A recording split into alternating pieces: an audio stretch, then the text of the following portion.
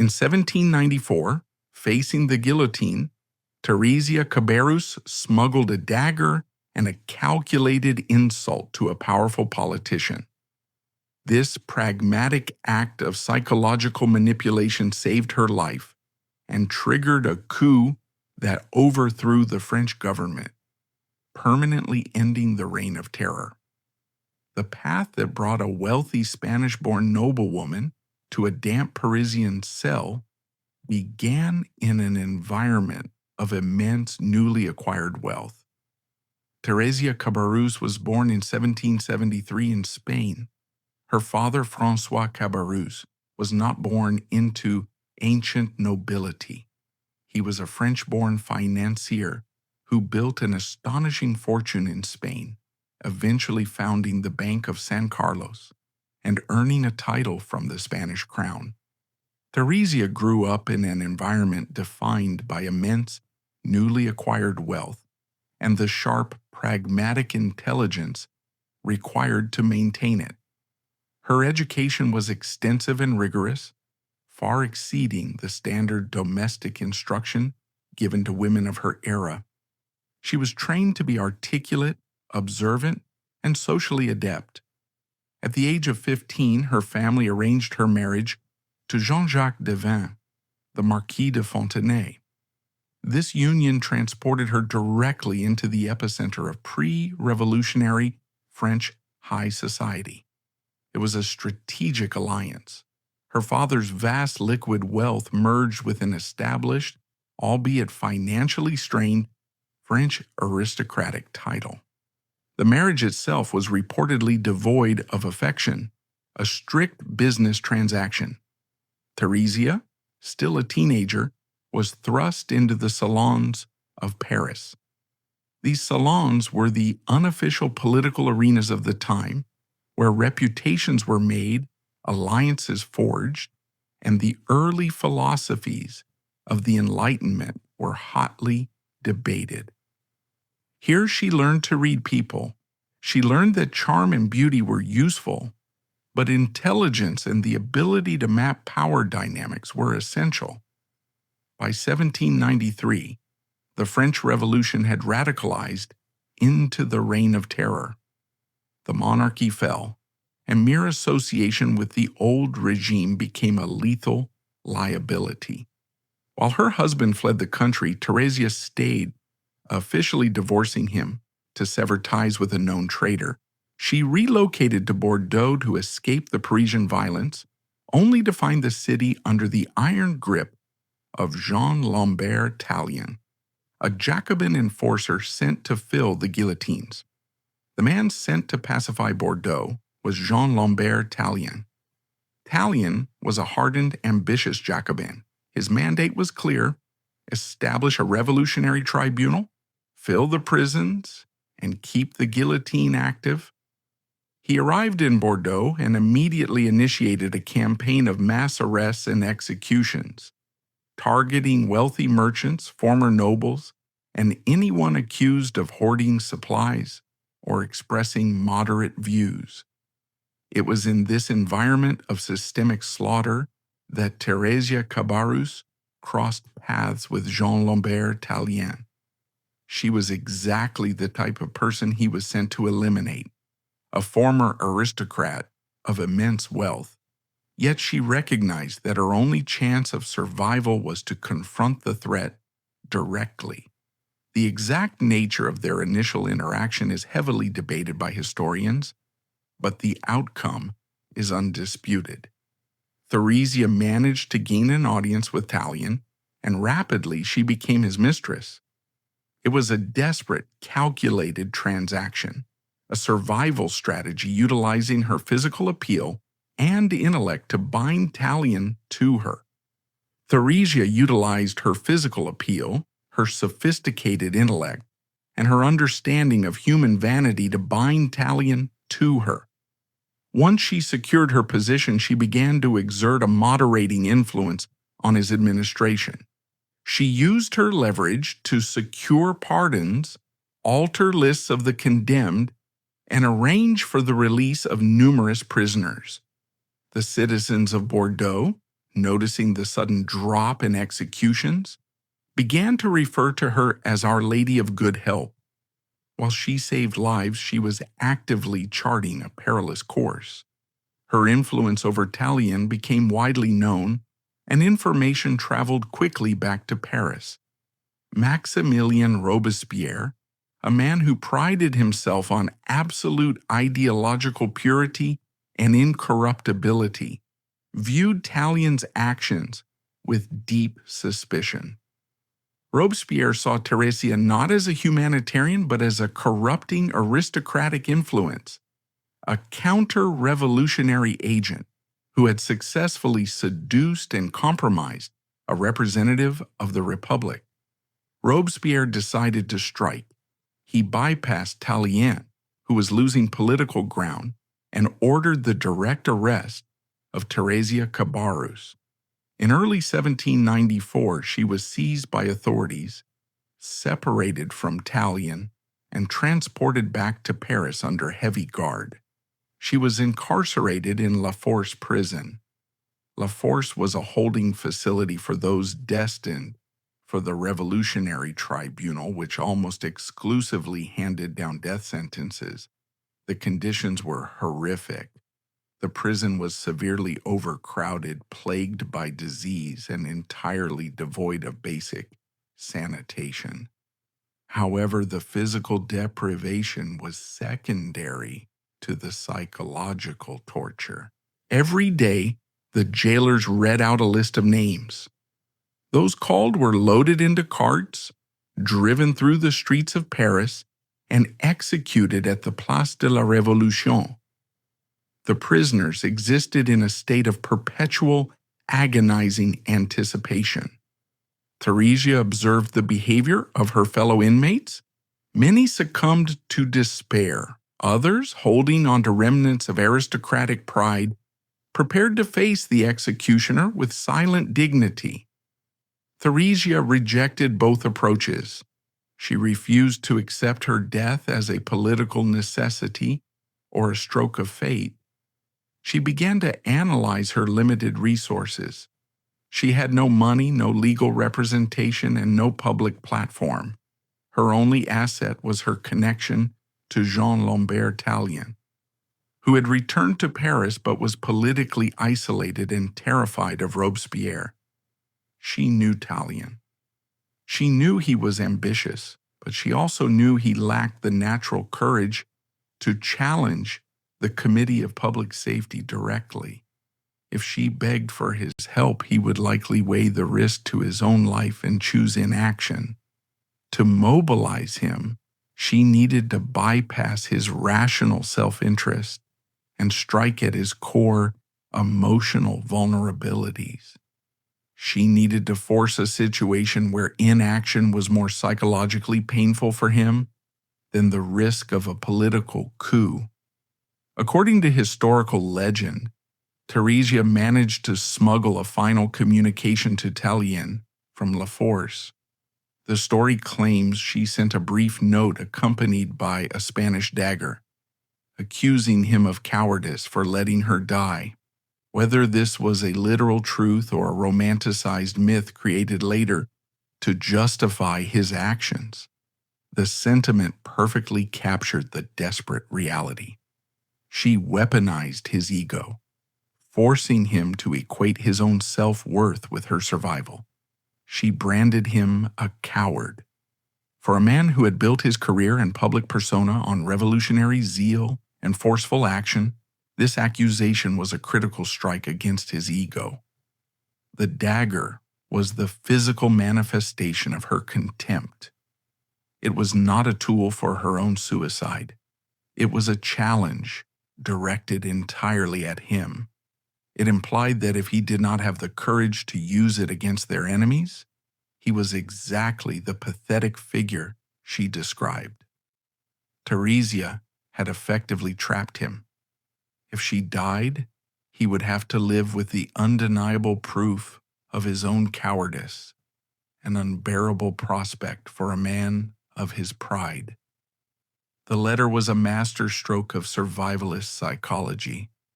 She sat in the dark dampness of La Force, listening to the rattling of the jailer's keys, waiting to see if her calculated insult would be enough to ignite a revolution within a revolution.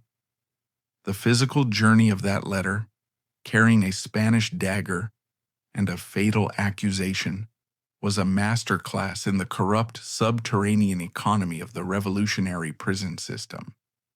La Force, like all Parisian prisons during the Terror, was guarded by men who were severely underpaid and deeply cynical about the regime they served. The strict ideological purity demanded by Robespierre did not extend to the turnkeys. Survival for prisoners with any remaining resources depended entirely on bribery. Thérésia Cabarrus, stripped of her immediate wealth but possessing an acute understanding of human greed and the promise of future payment, managed to bypass the impenetrable security of the state apparatus. A guard risking the guillotine himself for a few coins carried the small, heavy parcel out of the damp confines of La Force and delivered it into the hands of Jean-Lambert Tallien. Tallien received the package in a state of profound psychological paralysis.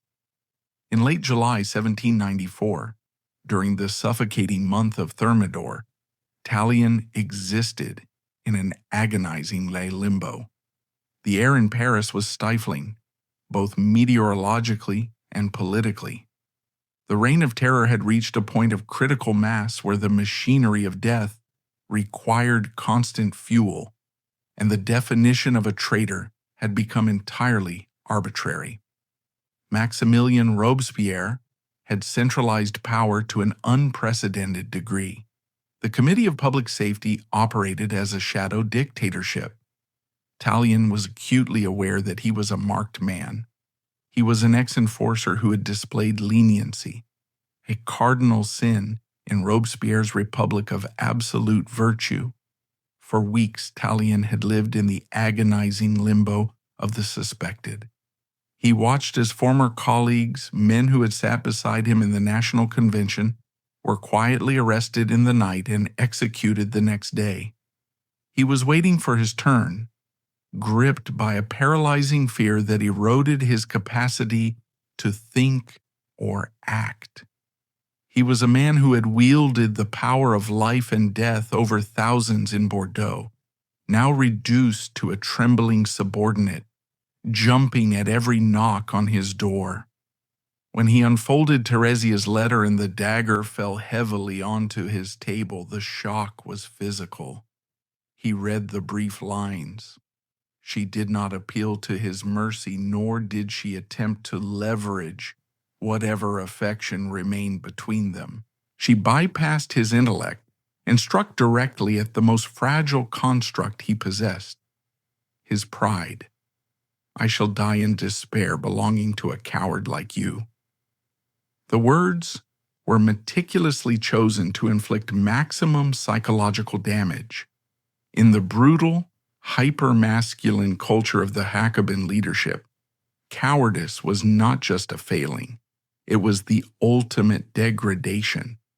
Thérésia's accusation shattered the paralysis of his fear.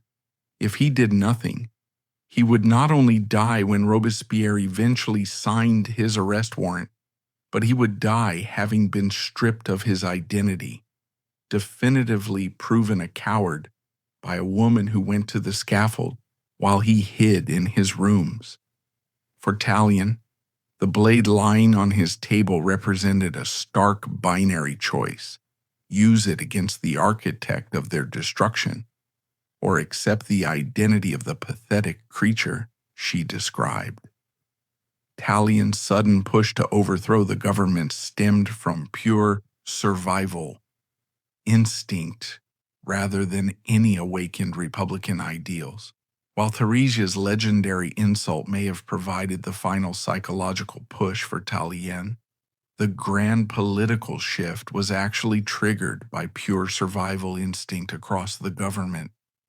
Politicians like Tallien, Fouché, and Barras realized that Robespierre's escalating paranoia had placed them all on the unread list of the condemned. If they did not strike the architect of the terror first, they would inevitably face the guillotine. Driven by this new, desperate energy, Tallien was forced to act.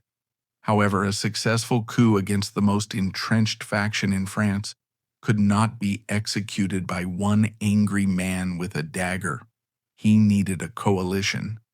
He had to leave his isolation and step into the dangerous, shifting currents of the National Convention. He found his most vital and most dangerous ally in Joseph Fouché. If Tallien was the blunt, emotional instrument of the conspiracy, Fouché was its cold, calculating architect. Fouché had also been a brutal enforcer of the terror in the provinces, famously ordering mass executions by cannon fire in Lyon. Like Tallien, Fouché had been recalled to Paris and realized he was on Robespierre's unspoken list of the condemned. Fouché was a man completely devoid of sentimentality. He operated entirely on logic and survival. For weeks, Fouché had been sleeping in a different location every night, avoiding the secret police while quietly approaching other deputies in the shadows of the convention. When Tallien, mobilized by Thérésia's dagger, joined forces with Fouché, the conspiracy gained momentum. They targeted the deputies of the Plain. The Plain was the unaligned moderate majority of the National Convention. For a year, these men had been terrified into submission, silently voting for the lethal decrees of the Committee of Public Safety, because to object meant death. They were the silent enablers of the terror. Fouché and Tallien recognized that the key to dismantling Robespierre's power was not a military assault, but breaking his psychological hold over the Plain. They moved through the corridors and safe houses of Paris, whispering a compelling, terrifying narrative. Their whispers, through the safe houses, bypassed ideals of liberty, focusing entirely on a terrifying narrative of survival.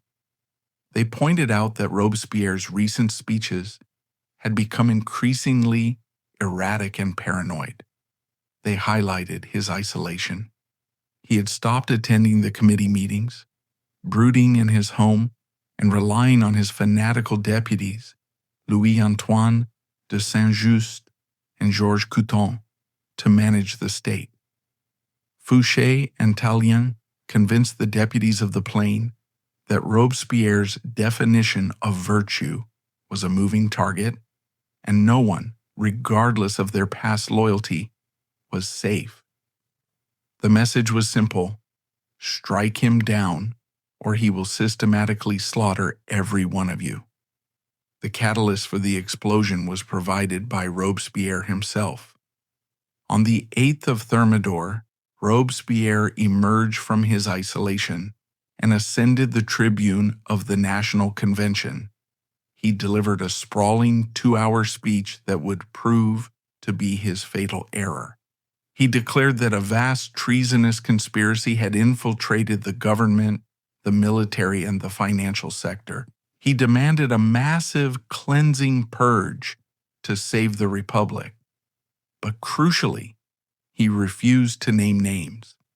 When pressed by desperate deputies to identify the traitors, he remained silent. This was a catastrophic miscalculation. By threatening a massive purge but refusing to specify the targets, Robespierre effectively united his enemies. Every single deputy in the room, carrying the guilt of their own compromises and past actions, assumed they were on the unread list. He did not inspire loyalty. He inadvertently forged a coalition of the terrified. That night, the eve of the 9th of Thermidor, Paris was a city holding its breath. In the humid, oppressive darkness, Tallien, Fouché, Paul Barras, and other desperate men finalized a crude, high-stakes strategy. They knew they could not defeat Robespierre in a debate. His rhetorical power and his reputation as the incorruptible were too strong. The strategy was physical and immediate. They had to silence him. They had to create an environment of such chaos that the illusion of his supreme authority would shatter in front of the entire assembly. As these men finalized their desperate pact across the city, Thérésia Cabarrus remained confined in La Force. The lists for the morning's executions were already being finalized. She had no way of knowing if her message had reached Tallien, or if he had simply burned the letter and abandoned her to the revolutionary tribunal. In the isolation of her cell, the stakes were absolute. Her survival and potentially the momentum of the impending coup depended heavily on whether Tallien and his co-conspirators would finally find the courage to confront the Committee of Public Safety. She waited for the dawn, knowing the next few hours would bring either her execution or the collapse of the regime. The morning of July 27, 1794, broke over Paris with a suffocating, oppressive heat. It was the 9th of Thermidor in the revolutionary calendar, a day that would begin with the systematic bureaucratic machinery of death and end in unimaginable chaos. Inside the damp stone walls of La Force prison, the daily ritual of terror commenced at dawn. For Thérésia Cabarrus, the rising sun brought no warmth, only the agonizing anticipation of the turnkey's footsteps. She listened as the heavy iron doors echoed down the corridor, the jailers reading out the names of those scheduled for the day's tribunal. These were the names of the dead walking. Thérésia sat in the dim light of her cell, her fate suspended by a thread of astonishing fragility. She had cast her final desperate gamble into the void, a smuggled letter and a Spanish dagger designed to shatter the ego of Jean-Lambert Tallien. As the morning dragged on and her name was miraculously absent from the first call, she was left in a terrifying vacuum of information. She did not know if Tallien had received the weapon. She did not know if he was currently fighting for his life, or if he had already surrendered to fear, leaving her to face the executioner alone. Miles away from the squalor of La Force, the deputies of the National Convention were gathering at the Tuileries Palace. The physical atmosphere inside the Grand Hall mirrored the weather outside, stagnant, heavy, and loaded with the threat of a violent storm.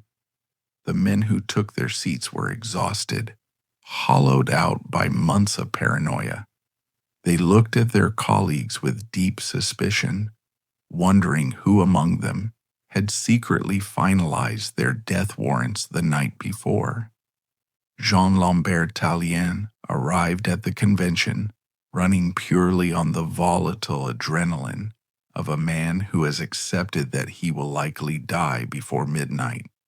The fear that had paralyzed him for weeks had been burned away by the searing humiliation of Thérésia's accusation. "I shall die in despair belonging to a coward like you." Those words echoed in his mind louder than the murmurs of the assembling deputies. Beneath his coat, heavy against his ribs, he felt the cold steel of the dagger she had sent him. It was no longer just a weapon. It was a physical manifestation of his challenged manhood, a totem of his desperate need to prove he was not the pathetic creature she had condemned. The session opened with an unnerving quiet. Maximilien Robespierre, wearing his trademark sky blue coat, sat silently on the elevated benches of the mountain, looking down at the moderate majority known as the Plain. Robespierre appeared serene, confident that his vague threats from the previous day had sufficiently terrified the assembly into submission. But Robespierre did not take the podium first. Instead, he sent his most lethal lieutenant, Louis-Antoine de Saint-Just. At 26 years old, Saint-Just was a terrifying figure, a man of aristocratic beauty and absolute uncompromising fanaticism. He was known as the Angel of Death, the architect of the most brutal purges. As Saint-Just arranged his papers and began to speak, the hall held its collective breath. Everyone knew what this speech was. It was the preamble to the new list of the condemned. It was the beginning of the end for the men who had plotted in the shadows the night before. Tallien knew he had seconds to act before the hypnotic terror of Saint-Just's rhetoric took hold. If Saint-Just finished his speech, the momentum would be lost. The deputies of the plain would cower, and the coup would fail before it began. Tallien snapped.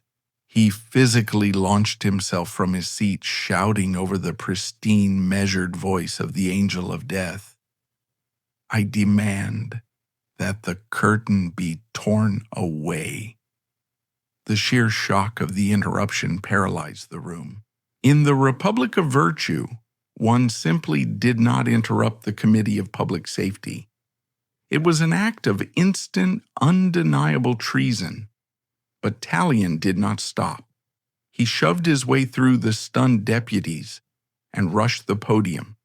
He physically forced Saint-Just aside, taking control of the tribune. This was the moment.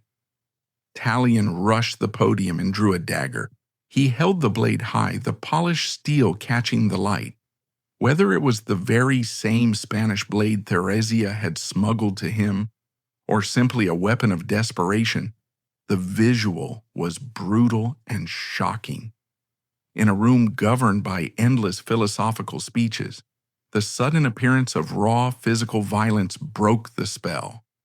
Tallien's voice roared through the hall, a mixture of rage, terror, and desperate theatricality. He pointed the weapon directly at Robespierre.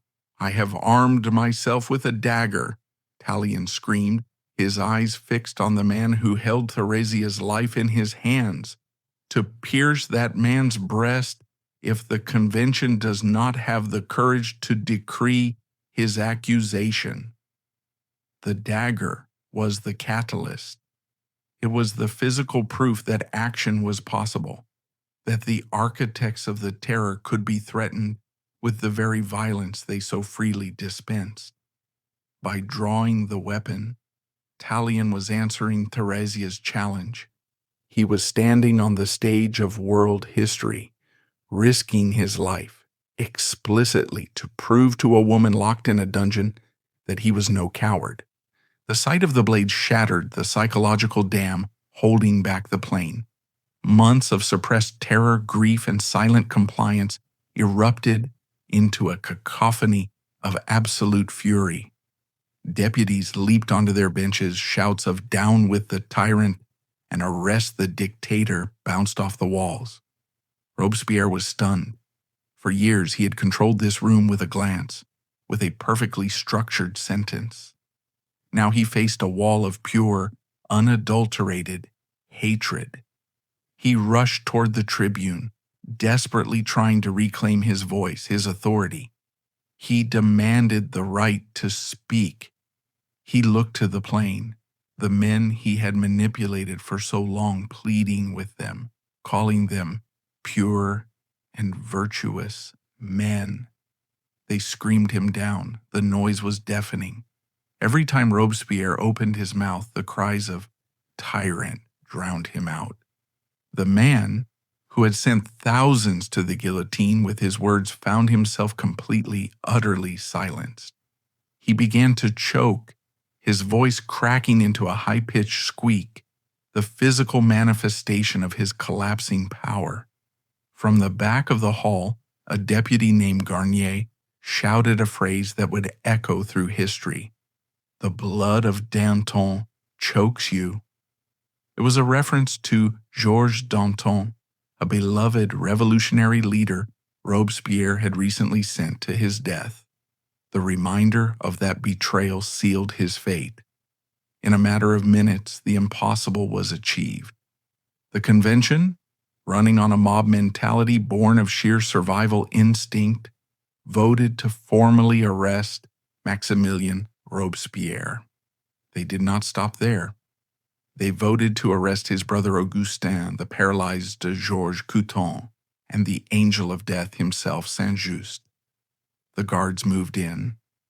The men who had ruled France with absolute, terrifying authority were stripped of their badges of office and led away as prisoners. The news bled out of the Tuileries Palace and into the sweltering streets of Paris. Rumors flew faster than carriages. To the common citizens, it was incomprehensible. Robespierre, arrested? It was like hearing that the sun had been ordered to stop shining. The tremors of this political earthquake eventually reached the thick stone walls of La Force. The jailers, entirely dependent on the survival of the regime that paid them, were suddenly gripped by confusion and fear. The afternoon roll call, the second wave of death, was abruptly delayed. Whispers of a revolt at the convention passed between the cells. Thérésia pressed herself against the cold stone of her enclosure, listening to the changing rhythm of the prison. The aggressive confidence of the guards had vanished, replaced by hurried, anxious conversations. She knew something monumental had occurred, but the isolation of her cell left her blind. Had Tallien struck? Had he succeeded? Or was he right now being dragged to a cell down the hall? She had set a mechanism in motion that she could no longer control. Her survival still hung in the balance, entirely dependent on the chaotic aftermath of the blow she had forced her lover to strike. She had reason to be terrified. Arresting Robespierre was one thing. Keeping him arrested was another entirely. The National Convention had struck the blow, but they did not control the streets. The Paris Commune, the radical city government that commanded the heavily armed National Guard, remained fiercely loyal to Robespierre. As evening fell on the 9th of Thermidor, the initial victory of Tallien and his conspirators began to unravel. The mayor of Paris ordered the city's alarm bells, the tocsins, to be rung. It was the universal signal for armed insurrection. Troops loyal to the fallen tyrant marched on the prisons where Robespierre and his allies were being held. The jailers, terrified of the armed mob, opened the doors. Within hours, Robespierre was free. He was escorted in triumph to the Hôtel de Ville, the city hall, guarded by thousands of loyal militiamen with loaded cannons. The hunters were suddenly the hunted. Tallien, Fouché, and the deputies of the convention found themselves trapped inside the Tuileries. Declared outlaws by the Commune, they had overthrown the government, only to find themselves facing a heavily armed counter-revolution.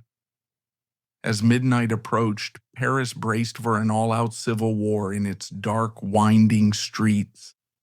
And sitting in the pitch black of La Force, completely unaware that the man who wanted her dead was free and preparing to slaughter her only protector, Thérésia Cabarrus, waited for the dawn. The night of July 27th to the 28th, 1794, stands as one of the most chaotic and pivotal nights in European history. Paris was effectively split into two armed camps, entirely unsure of who actually governed France. At the Tuileries Palace, the National Convention, having just arrested the architects of the terror, found themselves besieged and panicking. A mile away at the Hôtel de Ville, the city hall, Maximilien Robespierre and his closest allies sat free, protected by the radical Paris Commune and the heavy cannons of the National Guard. For Jean-Lambert Tallien and his co-conspirators in the convention, the initial adrenaline of the afternoon's coup had evaporated into sheer terror. They had struck the king, but the king was not dead. He was simply across the river, heavily armed, and undoubtedly drafting their execution warrants. The convention knew that if they did not break the commune's military advantage before dawn, they would all face the guillotine by noon. In a move of desperate brilliance, the convention utilized the very legal machinery Robespierre had perfected. They passed a decree declaring Robespierre, his allies, and anyone who took up arms to defend them hors-la-loi, outlaws. This was not a mere political censure. In the brutal legal framework of the revolution, being declared an outlaw meant that an individual was stripped of all legal rights and protections. If captured, they were to be identified and executed within 24 hours, entirely without trial. It was a swift, bureaucratic death sentence broadcast to the entire city. The convention then appointed Paul Boris, a former noble and a ruthless military opportunist, to organize whatever armed forces remained loyal to the assembly and march on the Hôtel de Ville. While Barras scrambled to muster troops in the humid night, Robespierre sat in the grand rooms of the city hall, surrounded by loyalists urging him to act. The square outside was packed with thousands of armed sans-culottes and militiamen, waiting for the order to march on the Tuileries and slaughter the convention. All Robespierre had to do was sign the order. Yet, in the defining irony of his life, the man who had overseen the extrajudicial murder of thousands suddenly suffered a fatal attack of legalistic paralysis. Robespierre was a lawyer by trade, a man utterly obsessed with the concept of republican virtue and constitutional order. To sign the document calling for an armed insurrection against the elected National Convention was, in his mind, technically illegal. It was a violation of the very principles he claimed to have built the Republic upon. For hours, as his allies pleaded, and the clock ticked toward midnight, Robespierre hesitated. He drafted a letter, held the pen, but refused to commit his signature to an act of open, illegal rebellion. Miles away, within the thick stone perimeter of La Force, Thérésia Cabarrus existed in a state of sensory deprivation and psychological agony. She could hear the deep, rhythmic booming of the tocsin, the alarm bells ringing from the churches of Paris, signaling a city tearing itself apart. She heard the distant, muffled sound of marching boots on the cobblestones and the rumble of heavy artillery being moved into position. She was the invisible architect of this catastrophic night. Her smuggled dagger and her calculated insult had pushed Tallien over the edge, setting this massive, violent machinery into motion. Yet in this critical moment, she was utterly powerless. She could not strategize, she could not charm, she could not manipulate. She could only sit in the damp darkness and wait for the outcome of a battle she had started but could not fight. The fragility of her situation was absolute. If Robespierre's forces prevailed, Tallien would be dead before breakfast, and she would undoubtedly follow him to the scaffold, likely singled out for particularly brutal treatment. Her survival relied entirely on the courage of men who were currently scrambling for their own lives in the chaos of a divided city. Then, shortly after midnight, the stifling heat of the Parisian summer broke. A sudden violent thunderstorm swept over the city, Torrential rain battered the streets. This meteorological event proved to be the turning point of the revolution. The thousands of National Guardsmen and radical citizens assembled outside the Hôtel de Ville, waiting for orders that Robespierre refused to sign, were suddenly soaked to the bone.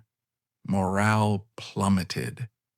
Word began to circulate through the shivering ranks about the convention's decree.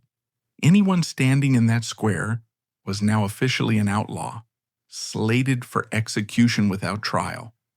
Facing the prospect of summary execution, entirely lacking clear leadership, and battered by the freezing rain, the armed mob began to melt away.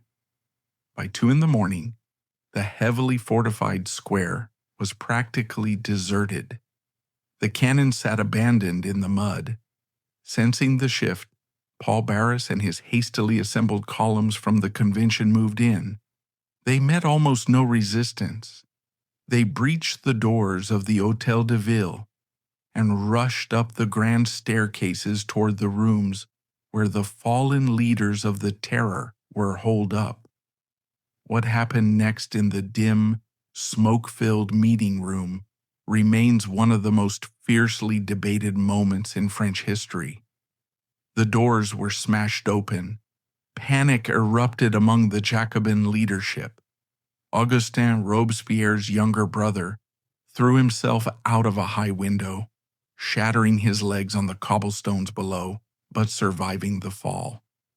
Philippe François Joseph Lebas, a fiercely loyal deputy, drew a pistol and shot himself in the head. Louis-Antoine de Saint-Just, the angel of death, made no move to fight or flee. He stood quietly, accepting the physical collapse of his republic of virtue with eerie, detached stoicism. And Maximilien Robespierre, the incorruptible, was found bleeding profusely over the desk where he had spent hours refusing to sign the call to arms. A gunshot had shattered his lower left jaw, tearing through his cheek and leaving his teeth exposed in a gruesome, gaping wound. History remains divided on the source of the shot. The official narrative championed by the convention was that a gendarme named Charles-André Merda had burst into the room and fired the shot, physically bringing down the tyrant. It was a neat, heroic story for the new regime. However, the overwhelming likelihood, supported by the trajectory of the wound and the powder burns on his face, is that Robespierre, realizing the absolute end had come, attempted suicide and flinched, failing to kill himself, but destroying his face. The document he had finally been persuaded to sign lay on the desk, splattered with his blood, the signature forever unfinished. The physical state of Robespierre was a brutal metaphor for the collapse of his government. The man of absolute terrifying articulation was permanently silenced. He could not speak, he could not defend himself, he could only bleed. He was roughly bandaged, tied to a chair, and carried out into the rainy dawn as a broken captive. As the sun rose on the 10th of Thermidor, the light filtered through the high barred windows of La Force prison. The sounds of the city had changed. The alarm bells had stopped. The anxious, aggressive energy of the jailers was gone, replaced by a stunned, fearful silence. The morning roll call for the Revolutionary Tribunal, the list of those to be executed that day, was never read. The bureaucratic machinery of death had simply stopped functioning. Thérésia Cabarrus did not yet know the details.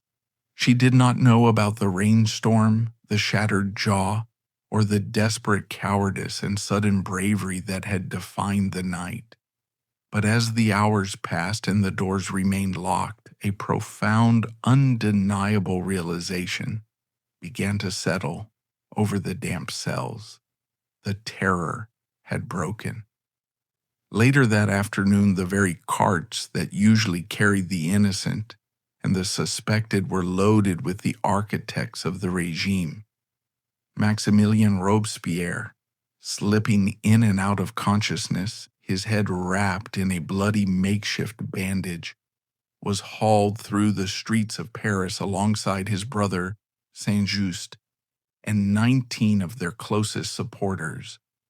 The crowds that lined the streets did not watch in terrified silence as they had for months.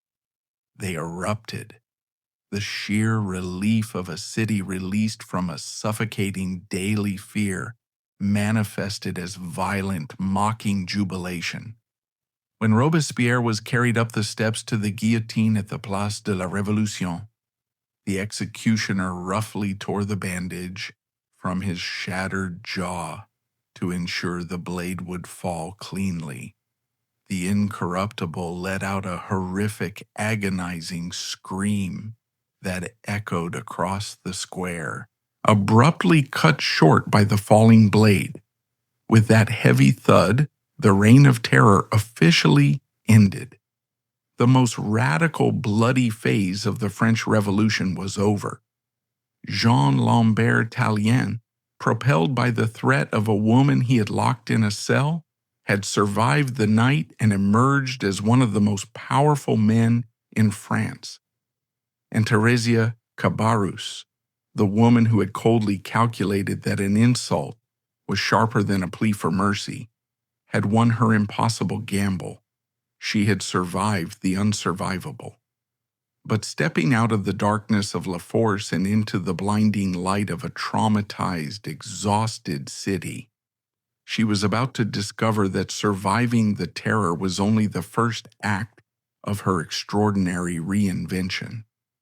The heavy iron doors of La Force prison did not swing open with a dramatic flourish.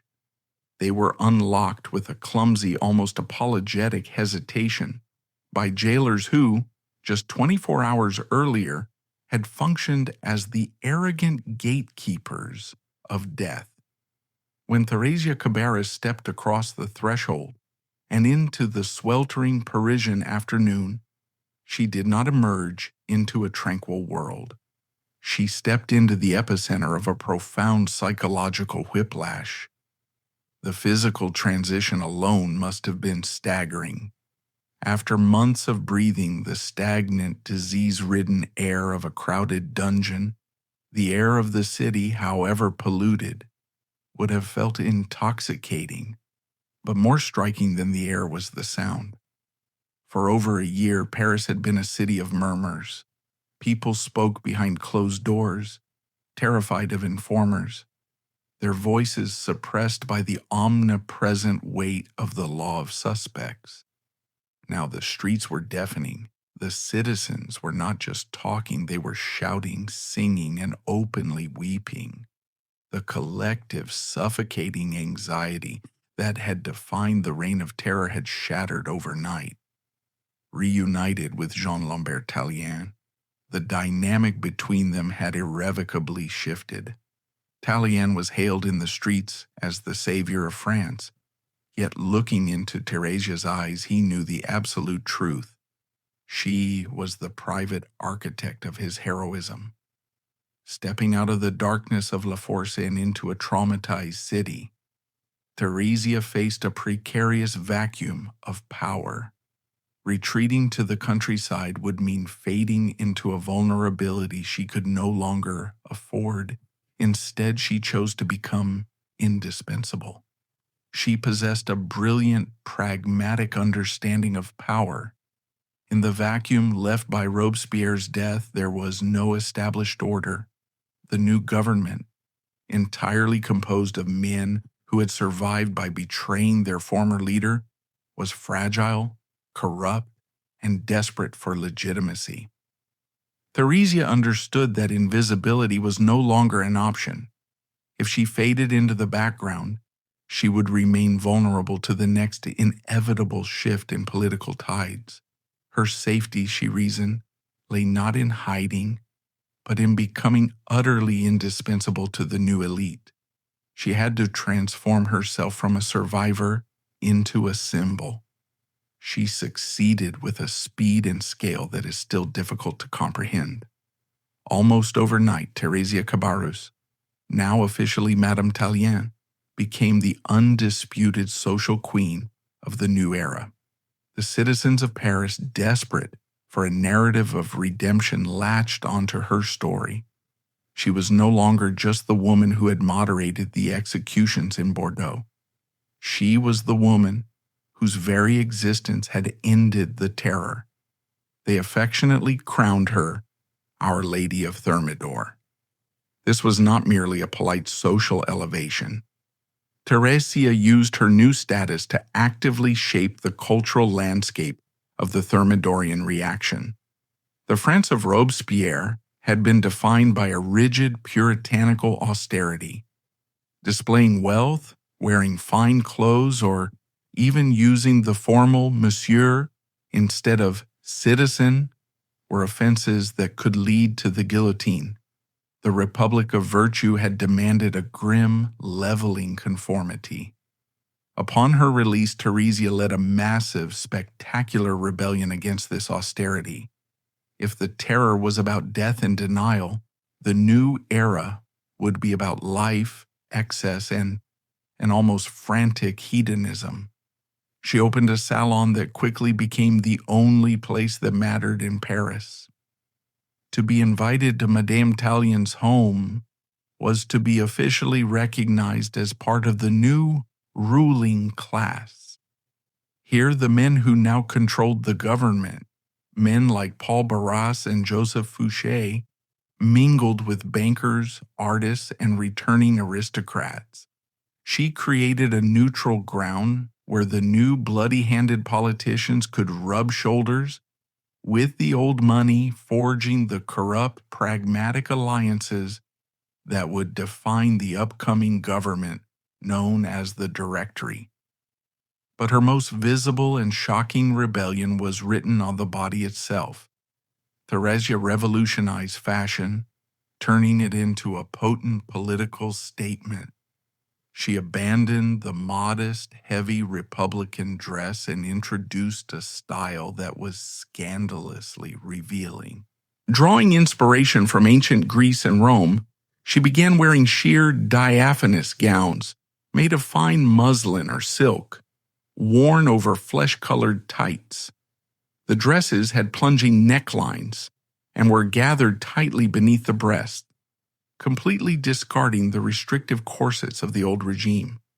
She and her inner circle of wealthy, influential female friends became known as the merveilleuses, the marvelous women. They walked the streets of Paris resembling ancient goddesses, their hair cut short and styled in deliberate, chaotic curls, sometimes referred to as the victim's cut, mimicking the way prisoners had their hair shorn before the guillotine. They adorned their toes with rings and wore sandals, exposing feet that had not been seen in public for centuries. This extreme fashion was not mere vanity. It was a visceral, highly visible rejection of the Jacobin ideology. It was a statement that the body was no longer the property of the state, to be controlled, hidden, or executed at will. It was a celebration of survival, a manic grasping at the pleasures of life by people who had spent months expecting to die.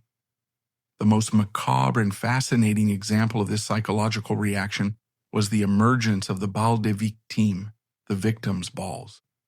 These were exclusive, wild parties where the only requirement for entry was that you had to have lost a close family member to the guillotine. Attendees wore black armbands, and the women, led by the aesthetic of the merveilleuses, often wore thin red ribbons tied tightly around their bare necks, a stark, defiant visual reference to the slice of the executioner's blade. They danced frantically, engaging in a collective, hysterical processing of their shared trauma. It was dark, it was deeply subversive, and Thérésia Tallien was at the absolute center of it all. However, beneath the sheer silk and the nightly parties, The reality of Thérésia's life was still governed by a ruthless, cold-blooded pragmatism. The political situation remained incredibly dangerous. The fall of Robespierre had triggered the White Terror, a period where mobs of young conservative men, the muscadins, roamed the streets, beating and sometimes murdering anyone associated with the former Jacobin regime. Jean-Lambert Tallien was caught in an impossible position. He was the hero of Thermidor, but he was also a man with a river of blood on his hands from his time in Bordeaux. The moderate factions he had helped empower now viewed him with deep suspicion and disgust.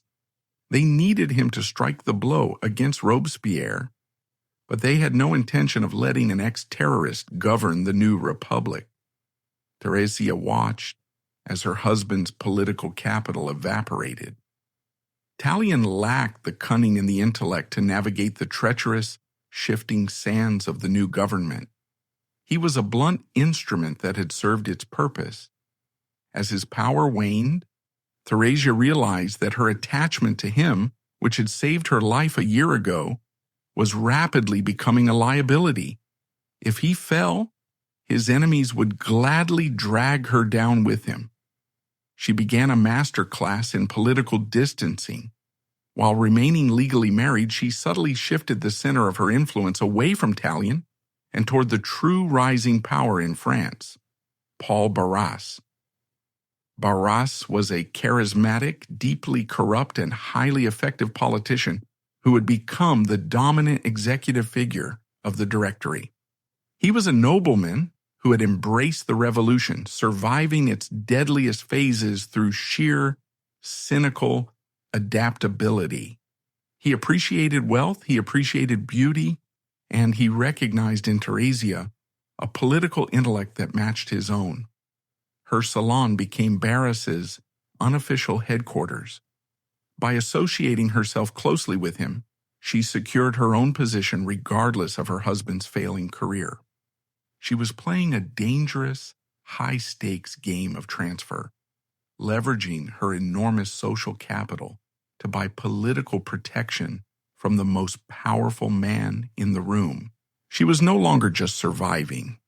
She was actively managing the men who managed the country. Yet this life of hypervigilance and constant manipulation carried a heavy psychological toll. Thérésia was a woman operating entirely on the surface. Her wealth, her influence, and her very safety depended on maintaining the illusion of absolute untroubled dominance. She could not afford to show weakness. She could not afford to mourn the years of her youth stolen by fear, or the profound compromises she had been forced to make to stay alive. She had looked into the abyss of the La Force prison, and she had decided to build a glittering, impenetrable fortress over it. The contradictions of her existence were stark. She was hailed as a savior, yet she operated in a world of profound moral corruption, trading favors, access, and affection for security. She was the most famous woman in Europe, dictating the cut of a dress to thousands. Yet she was fundamentally alone, relying entirely on her own sharp wits to prevent her spectacular life from collapsing.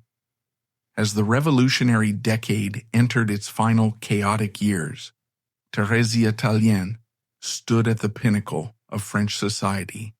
She had mastered the art of survival in a world governed by terror, and she was now mastering the art of dominance in a world governed by greed. But the political landscape of France was about to experience another massive violent shift, and a new name, a young ambitious artillery officer from Corsica, who occasionally attended her salons, was beginning to echo through the corridors of power. The years immediately following the fall of Robespierre were a period of intense, almost frantic recalibration in France. The government that eventually stabilized from the chaos of the Thermidorian reaction was known as the Directory. It was a regime defined not by soaring ideals or republican virtue, but by a profound, exhaustion-driven cynicism. The men who led it had survived the revolution by betraying their épouses, their colleagues, and eventually their tyrant. They viewed the nation less as a sacred trust and more as a chaotic estate to be managed and frequently plundered. In this environment of institutionalized corruption and desperate self-enrichment, Thérésia Tallien did not merely survive, she thrived. She became the undisputed architect of its social and political culture. To understand her power during this era, we must look at the specific nature of her court. She moved into a lavish property known as the Chaumière, a cottage in name only, situated near the Champs-Élysées. This house became the absolute epicenter of Parisian power. It was here, rather than in the drafty halls of the government assemblies, that the true business of the Republic was conducted. Thérésia understood a fundamental truth about men who have recently acquired immense, unstable power. They are deeply insecure, and they require a stage upon which to perform their new status. She provided that stage. Her salon was a masterpiece of curated social engineering. She threw open her doors to a carefully selected mix of people who, prior to the revolution, would never have occupied the same room. Returning aristocrats who had survived the purges rubbed shoulders with radical journalists who had once called for their heads. Corrupt army contractors, newly wealthy from supplying shoddy boots to the troops, mingled with impoverished poets and ambitious young generals. Thérésia was the conductor of this chaotic orchestra. She possessed a terrifyingly precise memory for grievances, alliances, and debts.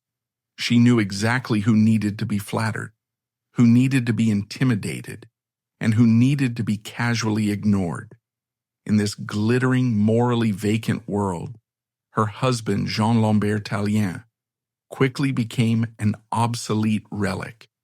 He was a man of the terror, a blunt instrument of violence who lacked the sophistication to navigate the subtle, treacherous currents of the Directory.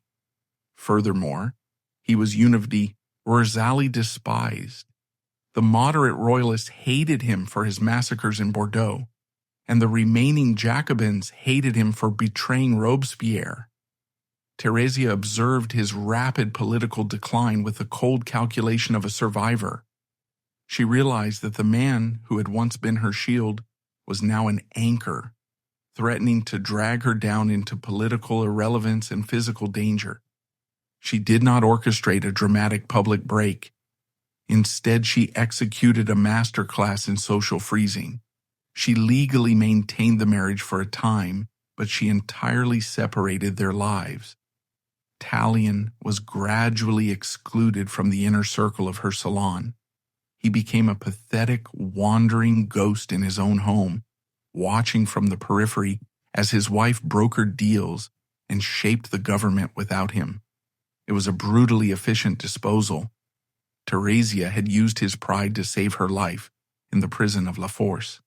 And now, finding him useless, she systematically stripped him of whatever dignity he had left.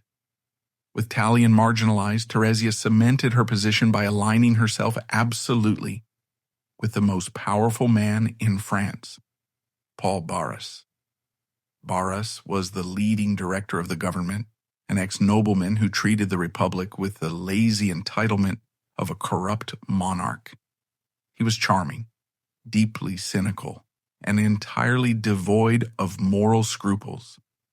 The alliance between Thérésia and Barras was not a romance of deep passion. It was a highly lucrative, mutually beneficial syndicate. Barras needed Thérésia. He was an executive, but he lacked the refined social touch required to bind the fractured, suspicious factions of Paris together. Thérésia's salon functioned as Barras's unofficial intelligence agency and diplomatic corps. While he formally governed the country, she informally governed the men who ran it. In return, Barras provided her with absolute, untouchable security. He showered her with wealth, allowing her to dictate fashion, patronize the arts, and live a life of staggering luxury, while the general population of Paris continued to suffer from severe food shortages and hyperinflation. This was the profound contradiction of her existence.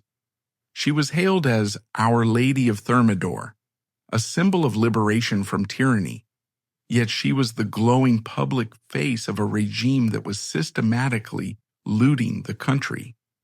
She threw magnificent parties where guests wore fortunes in diamonds, while just a few streets away citizens were rioting for affordable bread. If Thérésia felt any guilt over this stark disparity, she never recorded it. Her compass was set entirely to self-preservation and the accumulation of influence. She had learned in the shadow of the guillotine that vulnerability is a death sentence, and she intended to build a fortress of wealth and connection so high that no future revolution could ever reach her. It was within this fortress, amid the silk and the strategic whispers of her salon, that Thérésia Tallien encountered a man who would eventually dismantle her entire world. He was a young artillery officer from Corsica, a man who possessed no wealth, no social grace, and a distinctly foreign accent. His name was Napoleon Bonaparte. In the early days of the Directory, Napoleon was a desperate figure. He had shown brilliance at the siege of Toulon, but he was currently unemployed, chronically short of money, and wandering the streets of Paris wearing a shabby, threadbare uniform. He was ambitious to the point of starvation, and he recognized that, in the France of the Directory, military talent was useless without political patronage. Napoleon began frequenting Thérésia's salon. He was not a natural fit for her world. He was intense, humorless, and awkward around women. He did not know how to dance. He did not understand the subtle wordplay of the elite, and his physical appearance was often described as sickly and unkempt. Yet Thérésia and Barras did not dismiss him. Thérésia had an exceptional eye for human potential, specifically the kind of ruthless, driving energy that could be utilized. She saw past the shabby coat and recognized a man of immense coiled capability. However, she did not view him as an equal, nor did she view him as a master. To Thérésia, the young Napoleon was a tool. He was a piece to be moved on the political chessboard. Barras, dealing with constant royalist uprisings in the streets of Paris, needed a general who would not hesitate to fire on French citizens. Napoleon proved his worth by ruthlessly crushing a royalist revolt with what he famously called a whiff of grape shot. This act of brutal efficiency secured the Directory and earned Napoleon the command of the Army of the Interior. But it was Thérésia who facilitated the most crucial alliance of Napoleon's early life. Within her inner circle was another survivor of the Terror, a woman named Rose de Beauharnais. Rose, who Napoleon would later rename Josephine, had a history that mirrored Thérésia's in many ways. She was the widow of a guillotine general.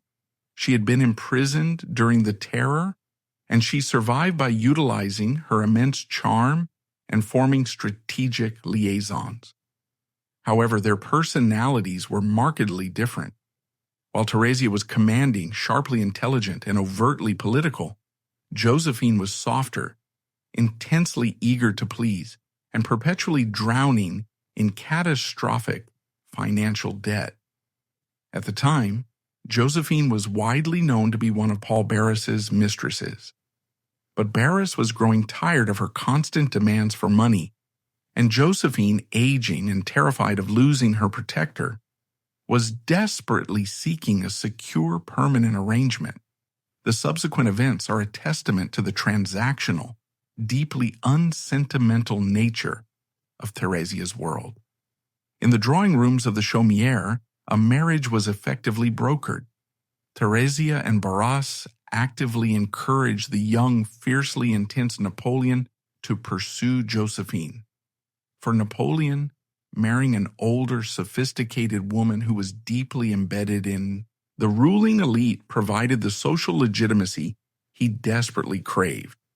For Josephine, marrying a rising military star offered a potential lifeline out of debt and insecurity.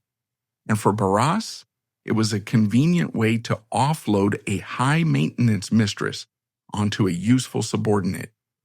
Thérésia stood at the center of this transaction, acting as the elegant, smiling architect of their fates.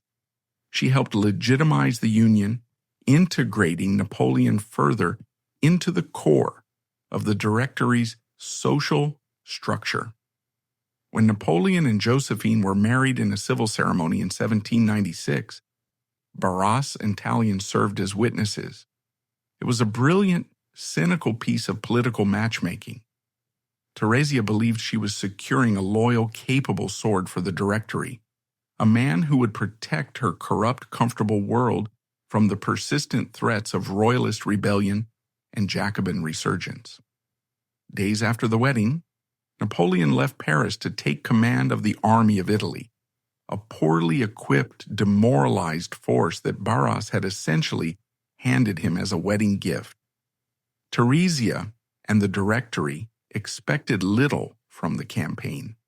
They hoped he would act as a minor distraction to the Austrian forces. They vastly, fatally underestimated the man they had elevated. Over the next year, the news arriving from Italy shattered the complacent reality of the Directory. Napoleon did not just fight, he annihilated the enemy. He moved his armies with a speed and ferocity that European warfare had never seen. He won at Lodi, at Castiglione, at Arcole, at Rivoli. He conquered independent states, looted centuries of wealth from Italian palaces, and dictated treaties as if he were a sovereign monarch, entirely bypassing the authority of the government in Paris. He sent the looted wealth back to the Directory, essentially keeping the bankrupt government afloat. He sent back captured enemy flags, which were paraded through the streets of Paris to the roaring approval of the masses. And crucially, he began to cultivate his own immense public image, publishing bulletins that glorified his victories and presented him not just as a general, but as the true, uncorrupted savior of the Republic. In the salons of the Chaumière, the atmosphere began to shift subtly but irrevocably. Thérésia Tallien was highly attuned to the nuances of power, and she felt the ground moving beneath her feet. The men who attended her parties, the corrupt financiers, and the cynical politicians were suddenly less relevant. The center of gravity in France was moving away from the drawing rooms of Paris and toward the military camps in Italy. The public no longer idolized the politicians who survived the terror. They idolized the invincible general who was conquering Europe. Thérésia realized the terrifying truth of her situation. The chess piece she had helped move across the board had suddenly evolved into a king, and he was playing a completely different game. The power she wielded was entirely dependent on the survival of the Directory, a government that was becoming increasingly despised by the French people for its corruption, its blatant electoral fraud, and its inability to solve the domestic economic crisis. She attempted to adapt, to pivot, as she had always done. She maintained her close friendship with Josephine, trying to ensure that she remained connected to the Bonaparte name. She continued to host the most magnificent gatherings, desperately trying to project an illusion of unshakable stability. But the brilliant, lethal skill she possessed, the ability to manipulate the fragile egos of civilian politicians, was suddenly proving ineffective against the hard, unyielding reality of military supremacy. By 1799, the situation was critical. The Directory was universally hated. The economy was in ruins, and a new coalition of European powers was threatening the borders of France. The people were exhausted by 10 years of revolution, terror, and corrupt governance. They did not want more political maneuvering. They wanted order, stability, and glory. They wanted a master. And then, unexpectedly, leaving his army behind in the sands of Egypt after a complex and ultimately stalled campaign, Napoleon Bonaparte landed on the southern coast of France. He bypassed quarantine, rode straight for Paris, and was greeted in every town along the way, not as a returning general, but as a conquering emperor.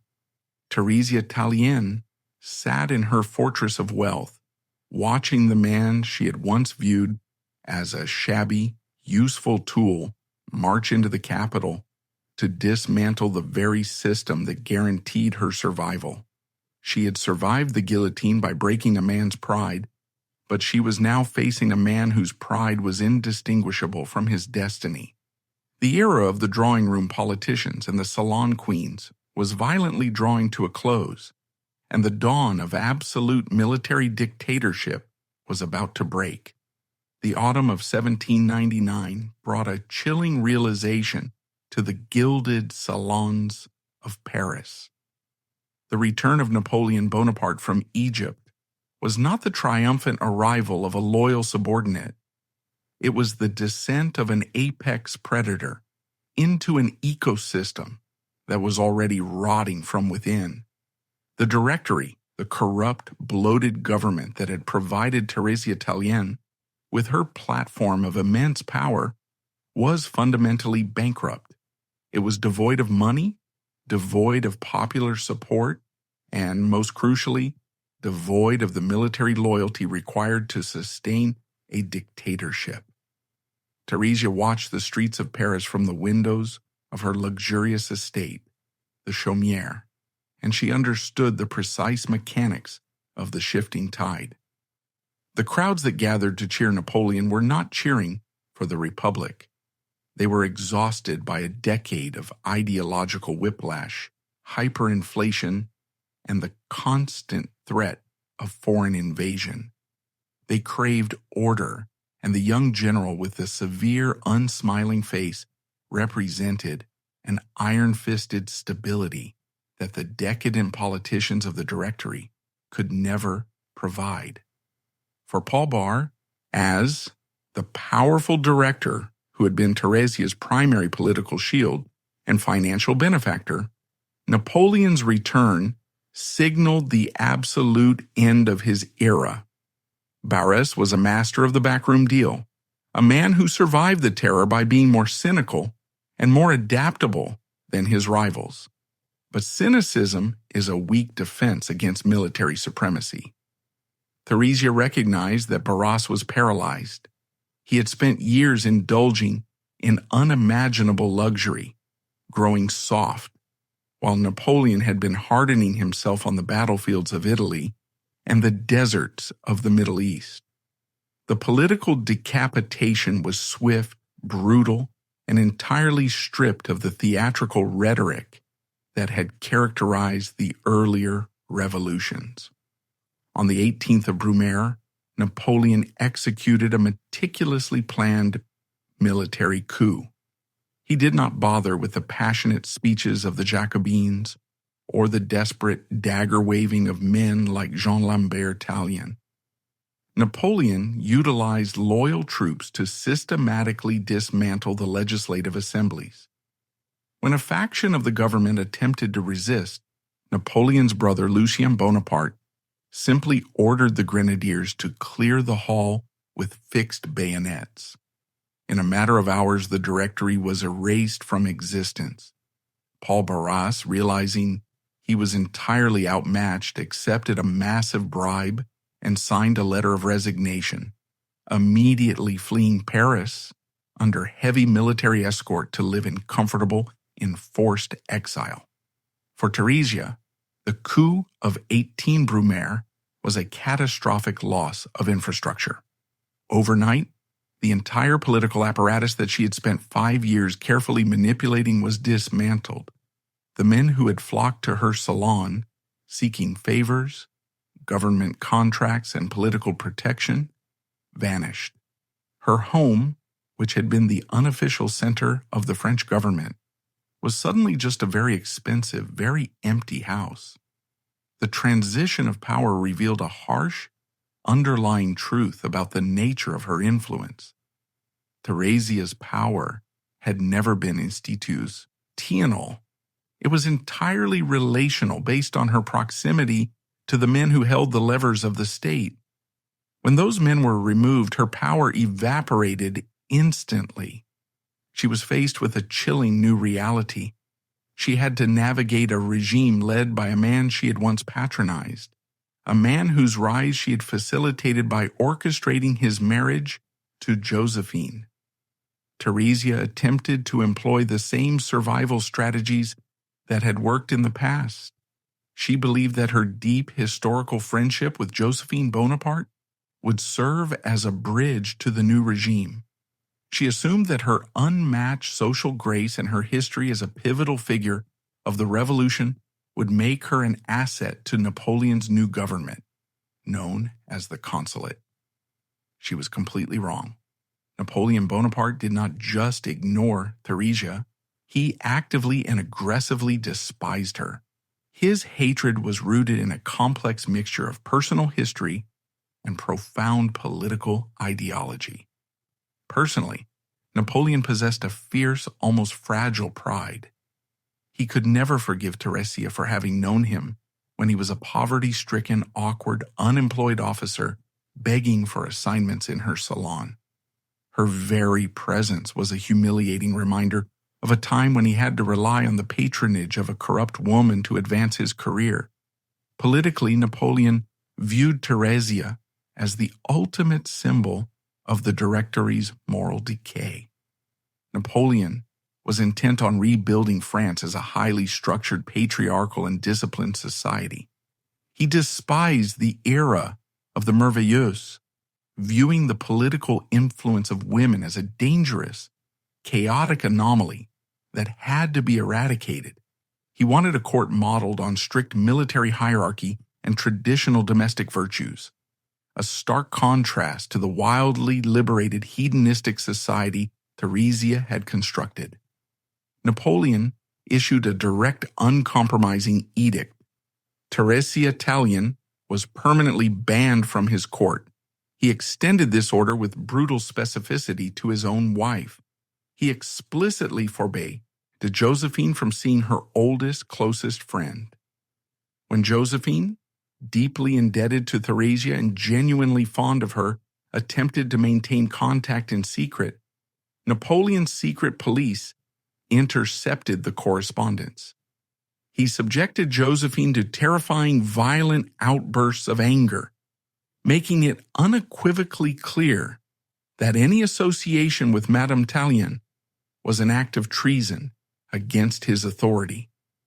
The social isolation was instantaneous and devastating.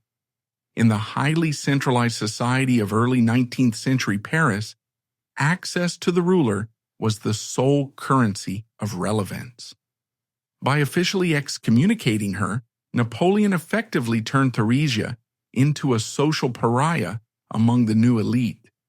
The diplomats, the generals, and the ambitious politicians who now sought favor with the first consul understood that crossing the threshold of Thérésia's house was career suicide.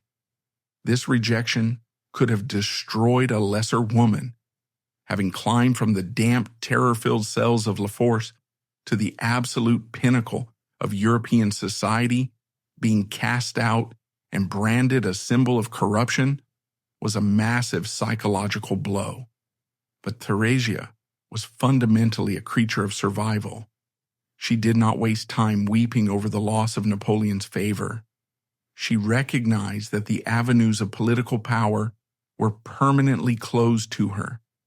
Therefore, she immediately pivoted, deciding that if she could not possess absolute political security, she would build an impenetrable fortress of absolute financial security.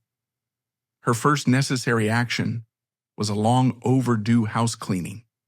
In 1802, she formally and legally finalized her divorce from Jean-Lambert Tallien.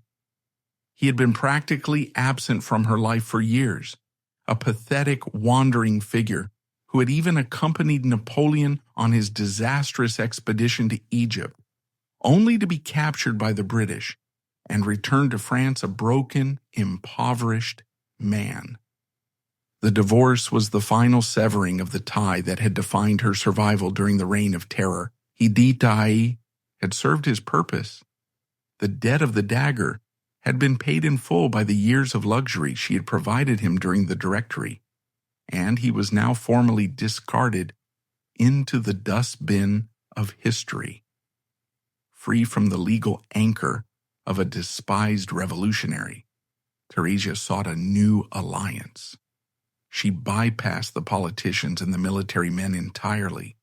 She understood that in Napoleon's France, the only individuals who wielded power independent of the first consul were the men who financed his massive, endless wars. She turned her attention to Gabriel Julien Ouvrard.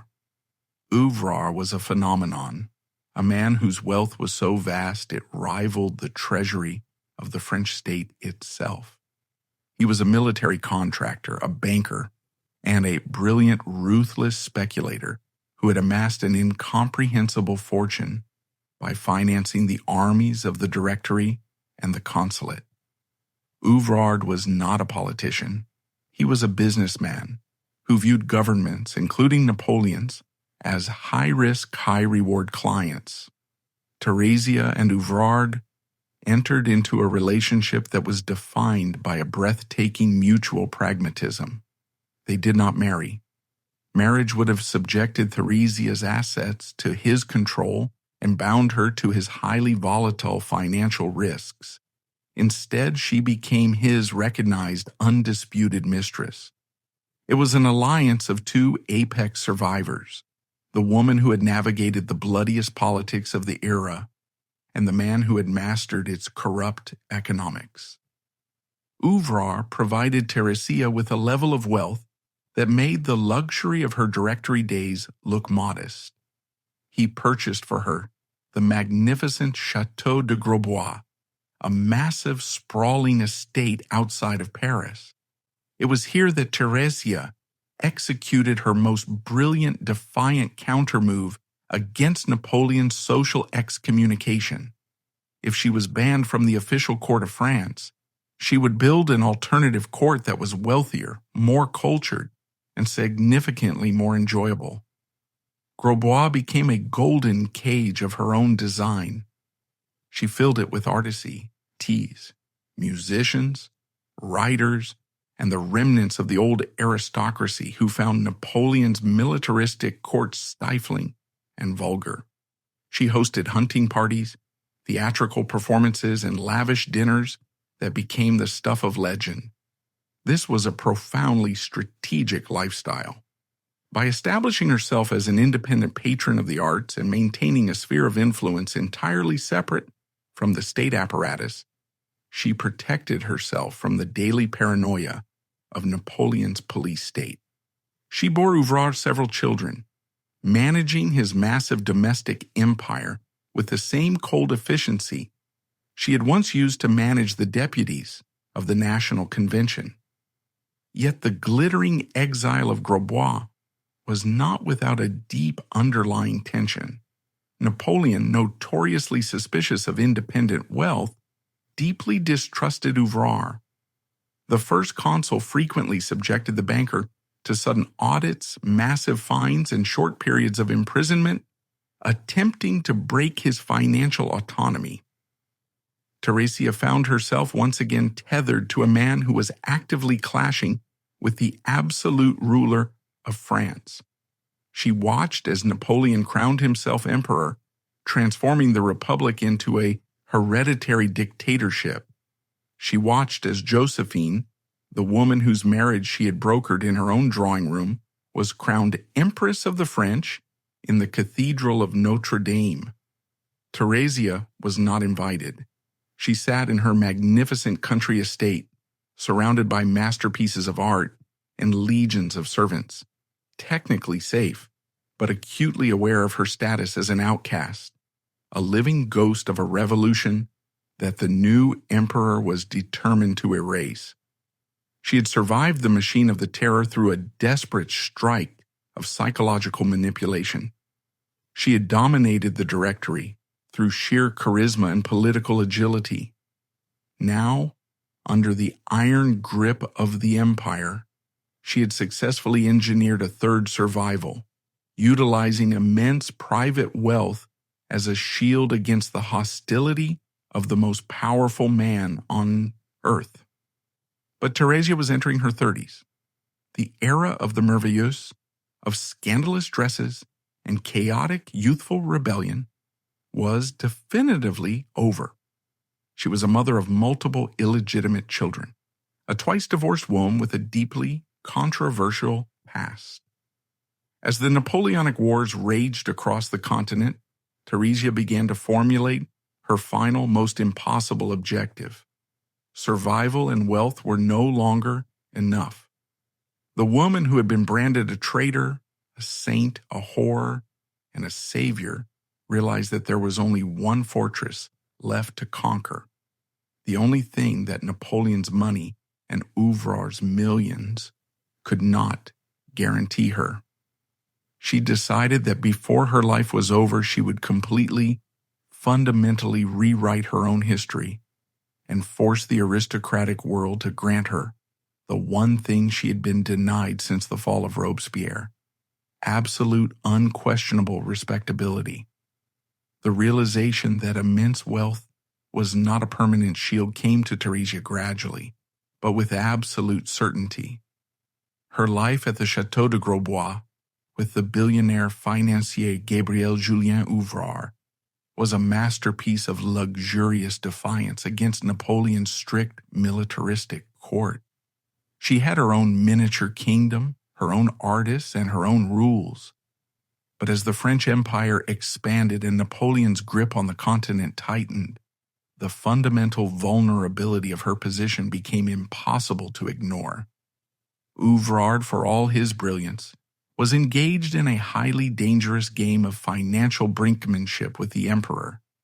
Napoleon despised relying on independent bankers. He viewed men like Ouvrard as parasites who profited off the blood of French soldiers. The emperor systematically began to dismantle Ouvrard's financial empire, subjecting him to aggressive audits, forcing him to absorb massive state debts, and occasionally throwing him into prison without trial simply to break his leverage.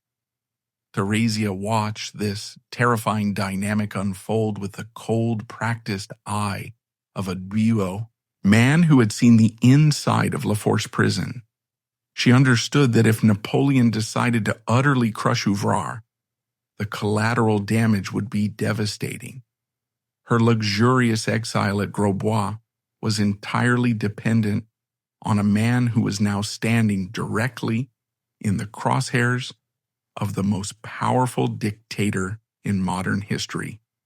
Furthermore, her social reality, while comfortable, was fundamentally illegitimate in the eyes of the old European order. She was a spectacularly wealthy mistress, a twice-divorced survivor of the Revolution, with a string of scandalous associations. As long as she remained in that category, she was vulnerable to the shifting moral judgments of whatever regime held power in Paris. To truly secure her future and the future of her children, she needed something that Napoleon's police could not arrest and his auditors could not seize. She needed an ancient, unassailable legitimacy. She needed a title that predated the revolution entirely. She found the architect of her final reinvention in François-Joseph de Riquet de Caramont. Unlike the ruthless revolutionaries and corrupt profiteers she had spent her life manipulating, François-Joseph descended from ancient European aristocracy, possessing a quiet, refined dignity. He held the title of the Prince of Chimay, a sovereign principality located in what is now modern-day Belgium.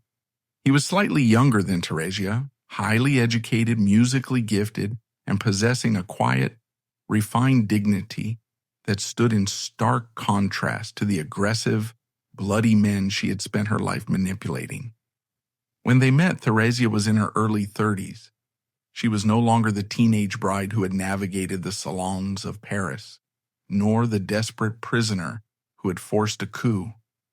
She was a woman of formidable intellect, profound life experience, and an undeniable commanding presence. She captivated the young prince. He saw past the scandalous reputation manufactured by her enemies and recognized the brilliant, resilient woman being's path. For Thérésia, the Prince of Chimay represented the ultimate sanctuary. A marriage to him would instantly erase her status as a controversial outsider. It would elevate her above the petty, vindictive politics of Napoleon's court. Becoming a princess of the Holy Roman Empire was a leap across the social chasm that no amount of Ouvrard's money could buy. In August 1805, she secured her final sanctuary by marrying François-Joseph, the Prince of Chimay. Yet, this ultimate elevation came at a painful psychological cost. Relocating to the ancestral Château de Chimay, she was forced to systematically erase her own history. She lived the rest of her days in a gilded cage of strict aristocratic respectability, forever haunted by the judgments of an old elite who never truly accepted her. When Thérésia died in 1835, she left behind no memoirs, a silent final surrender to the respectable anonymity she had to buy to outlast an era of absolute madness.